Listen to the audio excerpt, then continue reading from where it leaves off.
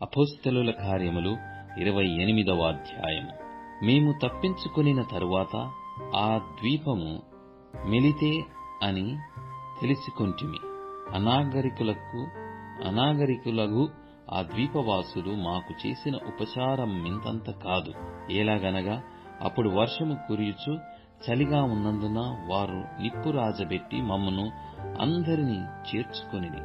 అప్పుడు పౌలు మోపెడు పుల్లలేరి నిప్పుల మీద వేయగా ఒక సర్పము కాకకు బయటికి వచ్చి అతని చెయ్యి పట్టెను.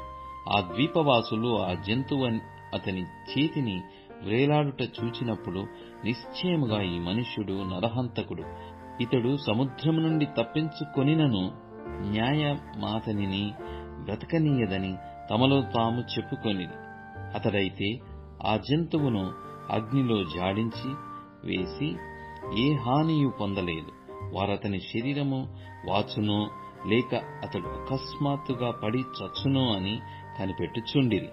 చాలా సేపు కనిపెట్టుచుండిన తరువాత అతనికి ఏ హానియు కలగకుండుట చూచి ఆ అభిప్రాయము మాని ఇతడొక దేవత అని చెప్పసాగిరి. పొప్లి అను ఒకడు ఆ ద్వీపములో ముఖ్యుడు. అతనికి ఆ ప్రాంతములలో భూములుండెను. అతడు మమ్మును చేర్చుకొని 3 దినములు స్నేహభావముతో ఆతిథ్యమిచ్చెను. అప్పుడు పొప్లి యొక్క తండ్రి జ్వరము చేతను రక్తభేది చేతను బాధపడుచు పండుకొనియుండెను. పౌలు అతని యొద్దకు వెళ్లి ప్రార్థన చేసి అతని మీద చేతులుంచి స్వస్థపరచెను.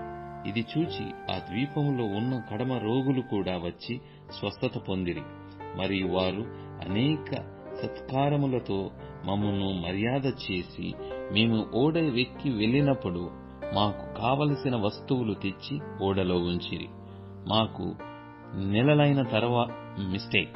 3 నెలలైన తరువాత ఆ ద్వీపమందు శీతకాలమంతయు గడిపిన అశ్వినీ చిహ్నము గల అలెగ్జాంద్రియ పట్టణపు ఓడ ఎక్కి బయలుదేరి సురకూసైకి వచ్చి అక్కడ 3 దినములుంటిమి.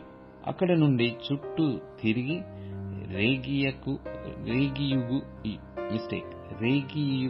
వచ్చి 1 దినమైన తరువాత దక్షిణపు గాలి విసురుట వలన మరునాడు పొతియేలీకి వచ్చితిమి. అక్కడ సహోదరులను మేము చూచినప్పుడు వారు తమ యొద్ద 7 దినములు ఉండవలెనని మమ్మను వేడుకొనిరి. ఆ మీదట రోమాకు వచ్చితిమి. అక్కడ నుండి సహోదరులు మా సంగతి విని అప్పీయ సంతపేట వరకును త్రిసత్రముల వరకును మమ్మను ఎదుర్కొనుటకు వచ్చిరి. పౌలు వారిని చూచి దేవునికి కృతజ్ఞతాస్తుతులు చెల్లించి ధైర్యము తెచ్చుకొనెను. మేము రోమాకు వచ్చినప్పుడు పౌలు తనకు కావలియున్న సైనికులతో కూడా ప్రత్యేకముగా ఉండుటకు సెలవు పొందెను. 3 దినములైన తరువాత అతడు యూదులలో ముఖ్యులైన వారిని తన యొద్దకు పిలిపించెను. వారు కూడి వచ్చినప్పుడు అతడు, సహోదరులారా, నేను మన ప్రజలకైనను పితరుల ఆచారములకైనను ప్రతికూలమైనది ఏదియూ చేయకపోయినను యెరూషలేములో నుండి రోమీయుల చేతి నేను ఖైదీగా అప్పగించబడితిని. వీరు నన్ను విమర్శ చేసి నాయందు మరణమునకు తగిన హేతువేదయు లేనందున నన్ను విడుదల చేయగోరిరి గాని యూదులు అడ్డము చెప్పినందున నేను కైసరు ఎదుట చెప్పుకొందునన వలసి వచ్చెను. అయినను ఇందువలన నా స్వజనము మీద నేరము మేనియు మోపవలెనని నా అభిప్రాయము కాదు. ఈ హేతువు చేతనే మిమ్మును చూసి మాటలాడవలెనని పిలిపించి తిని. ఇశ్రాయేలు యొక్క నిరీక్షణ కోసము ఈ గొలుసుతో కట్టబడియున్నానని వారితో చెప్పెను. అందుకు వారు, యూదయ నుండి నిన్ను గూర్చి పత్రికలు మాకు రాలేదు. ఇక్కడికి వచ్చిన సహోదరులలో ఒక్కడైనను నిన్ను గూర్చి చెడు సంగతి ఏదియూ మాకు తెలియపరచలేదు, మరియు ఎవరును చెప్పుకొనను లేదు.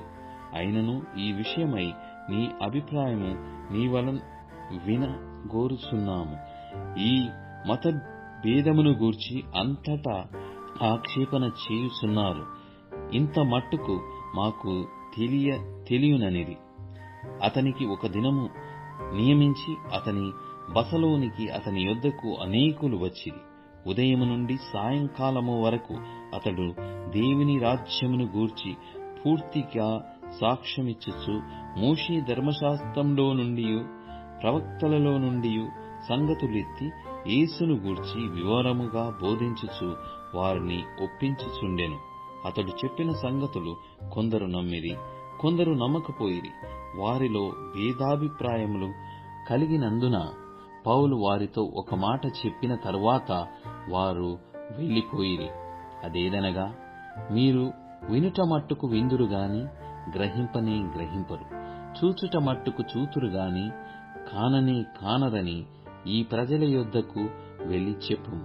ఈ ప్రజలు కనులారా చూచి చెవులారా విని మనస్సారా గ్రహించి నా వైపు తిరిగి నా వలన స్వస్థత పొందకుండునట్లు వారి హృదయము క్రొవ్వియున్నది. వారు చెవులతో మందముగా విని కనులు మూసుకొని ఉన్నారు అని పరిశుద్ధాత్మ యెషయా ప్రవక్త ద్వారా మీ పితరులతో చెప్పిన మాట సరియే. కాబట్టి దేవుని వలననైన ఈ రక్షణ అన్యజనుల యొద్దకు పంపబడి ఉన్నదని మీరు తెలుసుకొందురు గాక. వారు దాని విందురు. పౌలు 2 సంవత్సరములు పూర్తిగా తన అద్దె ఇంట కాపురముండి తన యొద్దకు వచ్చు వారినందరినీ సన్మానించి ఏ ఆటంకమును లేక పూర్ణ ధైర్యముతో దేవుని రాజ్యమును గూర్చి ప్రకటించుచు ప్రభువైన యేసు క్రీస్తును గూర్చిన సంగతులు బోధించుచు ఉండెను.